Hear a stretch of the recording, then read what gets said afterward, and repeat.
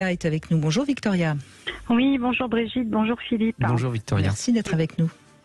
C'est avec grand plaisir. Merci à vous. Oh, ça fait plaisir d'entendre une voix pleine de plaisir et de désir. Voilà, c'est ça. Sauf que vous êtes un peu en perte de désir, justement. Oui, alors on va dire que je vois les choses un petit peu différemment de tout ce que j'ai entendu là depuis le début de l'émission. Et finalement, je m'aperçois que c'est pas vraiment une perte de désir, c'est que je vois les choses différemment. Et qu'aujourd'hui, en fait, j'ai le sentiment que dans la société dans laquelle on est, si un couple ne fait pas beaucoup l'amour, c'est pas forcément un couple heureux, qu'il y a une sorte de, comment dirais-je, de culpabilité, voilà, d'injonction, que c'est absolument nécessaire, que pour être heureux en couple, il faut absolument faire l'amour souvent. Et il se trouve que mon époux et moi-même avons un mode de fonctionnement complètement différent. Alors, c'est que la réponse à nos désirs, à ses désirs et aux miens, n'est pas forcément dans l'acte sexuel. Alors, est-ce qu'on parle bien du même désir? J'en sais rien. Mais si vous voulez, franchement, je suis un peu fatiguée d'entendre toujours... Ouais, vous avez raison. Oui, j'en ai marre.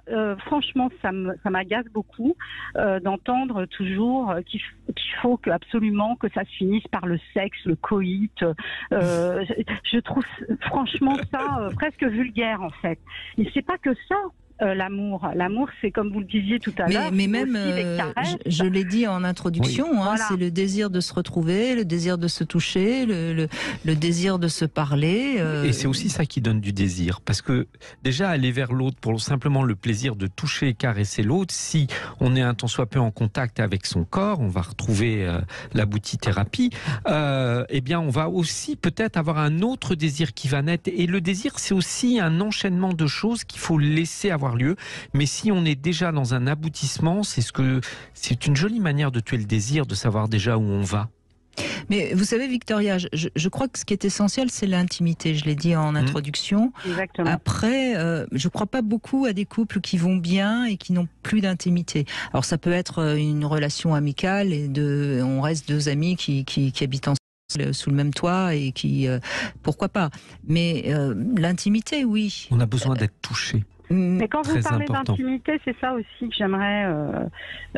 C'est pas clair dans ma tête quand vous voulez dire intimité, c'est quoi? Parce que pour moi, l'intimité, par exemple, c'est pas forcément sexuel. Non. Sexuel. Ça peut être simplement une espèce de complicité de jardin, comment dirais-je, de jardin secret dans le couple, c'est-à-dire on partage, des conversations, on partage Là, on est dans la complicité amicale, on est dans philéa, pour reprendre les expressions que j'aime bien de l'amour décliné en Grèce. Non, l'intimité, c'est le plaisir d'être dans le canapé, l'un contre l'autre, de se prendre la main. C'est la proximité des corps, l'intimité. La tendresse. Voilà, la tendresse. Voilà, moi, de se regarder vraiment. Tout ça, c'est de l'intimité. C'est le langage des corps, l'intimité, qui peut, au bout d'un certain temps ou d'une certaine manière, se traduire dans le sexe, mais pas du tout obligatoirement. C'est un langage c'est la complicité des corps, et ça s'invente pas. Ouais, c'est-à-dire que la complicité intellectuelle, vous pouvez l'avoir avec un ami, une amie, un collègue. On peut être très très très complice, et d'ailleurs ça peut même être perturbant. Mais ça ne parle pas d'intime. L'intimité, c'est vraiment propre et d'ailleurs, là où on peut parler d'intimité aussi, c'est le parent avec son enfant. Il y a de l'intimité. Il y a du pot à pot, il y a du corps à corps. Et quand il y a de l'intimité entre deux amis, c'est souvent ce qu'on va appeler une amitié un peu particulière et qui est, pourquoi pas, mais en revanche, la relation de couple, s'il n'y a plus d'intimité, on ne peut plus parler réellement d'un couple. C'est pas une association, c'est un partenariat, mais c'est plus un couple dans le sens intime, amoureux ou d'amour. Et donc ça laisse la place à peut-être une aventure extérieure. Oui, je vois ce que vous voulez dire. Alors nous, notre mode de fonctionnement, en fait, on a beaucoup d'intimité, parce qu'on se touche beaucoup, mais pas forcément sur les endroits. Donc tout va bien. On se touche beaucoup, on se regarde beaucoup, on rit beaucoup. Il y a beaucoup d'humour dans notre couple. On s'embrasse beaucoup, on s'enlace beaucoup. Mais au niveau du sexe, on n'est pas toujours, et c'est vrai qu'on a tous les deux des professions qui sont très prenantes au niveau des horaires, etc. Et qu'on n'a pas toujours la disponibilité mentale pour aller jusqu'à l'acte, jusqu'au coït, quoi, si j'ose dire, jusqu'à la pénétration, quoi, vous voyez, parce que ça demande de l'énergie. Ça demande de l'énergie. Ça dépend. Oui, bien sûr, mais pas forcément non plus. Mais ça dépend. C'est pas épuisant pour autant. Il y a des gens qui sont tout de suite prêts, et puis il y en a d'autres, en effet, pour qui ça demande beaucoup d'énergie. Mais vous êtes visiblement trouvés tous les deux, puisque vous êtes à peu près sur le même mode de fonctionnement libidinal.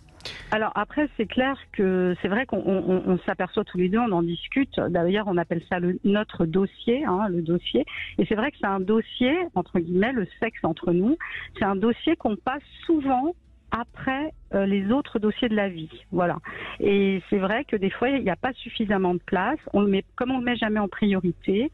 Et c'est un petit peu ça qui parfois, on en parle, on se dit quand même, il faut qu'on s'occupe du dossier, entre guillemets. Parce que c'est vrai qu'à un moment, on voulait aller consulter, justement, mais voilà, on n'a pas encore fait le pas. Vous n'avez pas le temps, Mais je peux pas dire que ça... Franchement, je peux pas dire que, personnellement, moi, ça me manque beaucoup. Oui, mais pourrait y avoir quelque chose qui s'installe à tort, et vous avez raison de parler d'un dossier qui ne doit pas être enterré. Parce que vous avez de l'intimité, et ça c'est certain, de par ce que vous nous décrivez, et ça maintient tout à fait le couple. Par contre, le couple a aussi, il peut s'en passer, mais il peut avoir aussi besoin de sexe. C'est deux choses différentes, c'est ailleurs que ça se place, et c'est important de ne pas trop laisser le truc de côté. C'est toujours la même histoire, Victoria. Il faut comprendre si c'est simplement parce que vous avez des libidos pas très développés et qu'au fond, quand vous vous êtes rencontrés, vous ne faisiez pas non plus tellement l'amour, et donc à ce moment-là, tout va bien, ou si c'est parce que vous vous laissez un peu envahir par d'autres dossiers qui finalement finissent par étouffer ce dossier-là. Je pense qu'il y a un petit peu des deux. C'est vrai qu'on n'était pas hyper sexuels tous les deux. On l'était un petit. Il était jeune pour se vanter, si je veux dire, auprès des potes, etc. Voilà, on avait beaucoup d'activités sexuelles, mais c'était pas forcément par désir, c'était plus dans la performance, si j'ose dire. Et c'est vrai que ça s'est amenuisé avec le temps, cette performance qu'on pouvait avoir tout au début, mais en même temps, on n'a pas franchement envie d'être... Voilà. Par contre, quand on a envie de faire l'amour, évidemment qu'on fait l'amour. Et ça se passe bien. Et ça se passe très bien. Alors c'est vrai que c'est parfois très court, parce que moi j'ai un comportement, tous mes partenaires me l'ont dit, je suis assez masculine. C'est-à-dire qu'il y a beaucoup de femmes qui ont besoin de parler après l'amour, etc. Moi, une fois que j'ai eu un orgasme, ça y est, c'est fini. Bon allez, hop, on passe à autre chose, qu'est-ce qu'on fait? Vous voyez ce que je veux dire? Je suis pas très... Ça, c'est moi. Et lui est comme ça aussi, parce que beaucoup d'hommes sont comme ça. Donc, on est assez sur l'instinct. On va se sauter dessus, par exemple. Vous voyez ce que je veux dire? Puis ça va durer ce que ça dure, mais voilà, on est assez impulsif, mais voilà, il n'y a pas.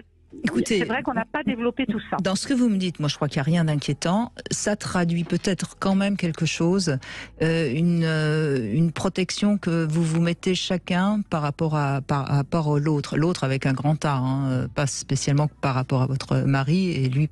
Mais vous vous êtes trouvés. Alors c'est pour ça que je ne vois pas pourquoi on va commencer à disséquer les causes et les raisons de votre fonctionnement. Mais sans doute que l'intimité sexuelle, et là je dis bien l'intimité sexuelle, elle est très engageante pour l'un comme pour l'autre. Donc, on n'y va quand même pas plus qu'il ne faut. Et on n'y va que sur pulsion. C'est-à-dire quand l'intensité est telle que, allez, on oublie tout, on fonce, mais tout de suite derrière, on reprend son quant à soi et on passe à autre chose. Et qu'est-ce qu'on fait? On referme la boîte de Pandore. Alors que là, il serait question justement d'une intimité qui pourrait déraper, évoluer, grandir, nourrir une sexualité. Mais encore une fois, vous avez trouvé un langage qui vous correspond à tous les deux. Et je suis d'accord avec Brigitte, il n'y a peut-être pas besoin d'aller mettre une urgence ou d'aller mettre une difficulté là-dedans, tant que ni l'un ni l'autre n'est en souffrance. Bah oui, tout va bien. Alors... fait que lui se masturbe, moi je me masturbe aussi.